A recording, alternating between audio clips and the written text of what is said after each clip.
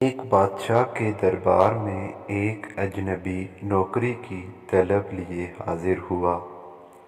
قابلیت پوچھی گئی، کہا سیاسی ہوں۔ بادشاہ کے پاس سیاست دانوں کی بھرمار تھی۔ اسے خاص گھوڑوں کے اسطبل کا انچارج بنا لیا گیا، جو حال ہی میں فوت ہو چکا تھا۔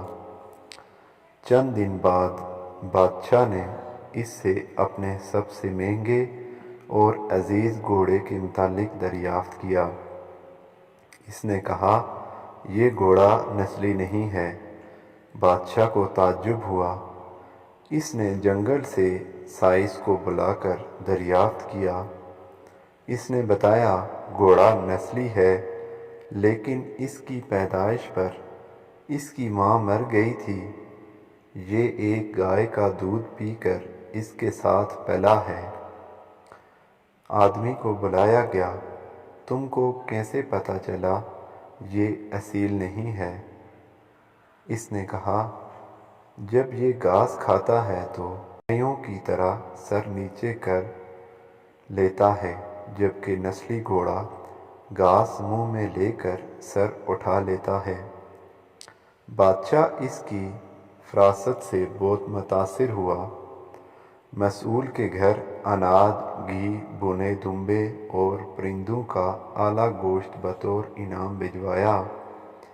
اس کے ساتھ ساتھ اسے ملکہ کے محل میں تعینات کر دیا۔ چند دنوں بعد بادشاہ نے مصائب سے بیگم کے بارے میں رائے مانگی۔ اس نے کہا، طور و اطوار تو ملکہ جیسے ہیں، لیکن یہ شہزادی نہیں ہے۔ بادشاہ کے پیروں تلے سے زمین نکل گئی۔ حواس بحال کیے، ساس کو بلا بھیجا، معاملہ اس کے گوشت گزار کیا۔ اس نے کہا، حقیقت یہ ہے، تمہارے باپ نے میرے خاوند سے ہماری بیٹی کی پیدائش پر ہی رشتہ مانگ لیا تھا، لیکن ہماری بیٹی 6 ماہ میں ہی فوت ہو گئی تھی۔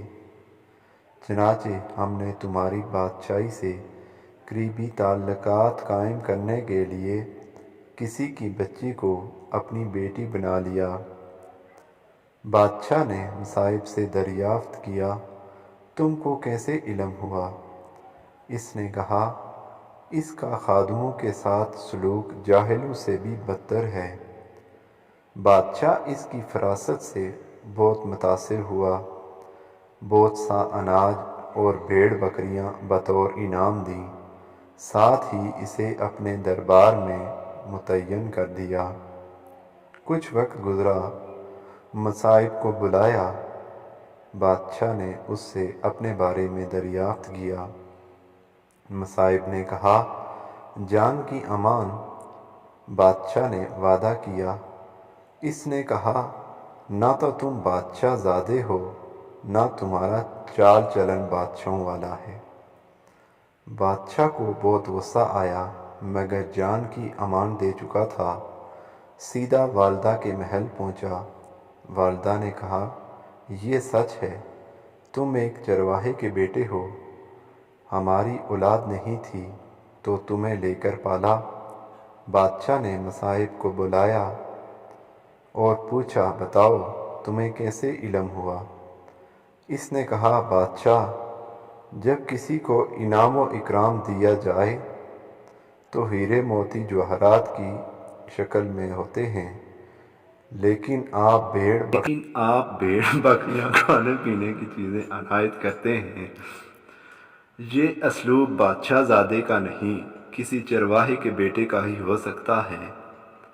اسی لیے کہتے ہیں، عادتیں نسلوں کا پتہ دیتی ہیں۔ عادات، اخلاق اور طرز عمل خون اور نسل دونوں کی پہچان کرا دیتے ہیں۔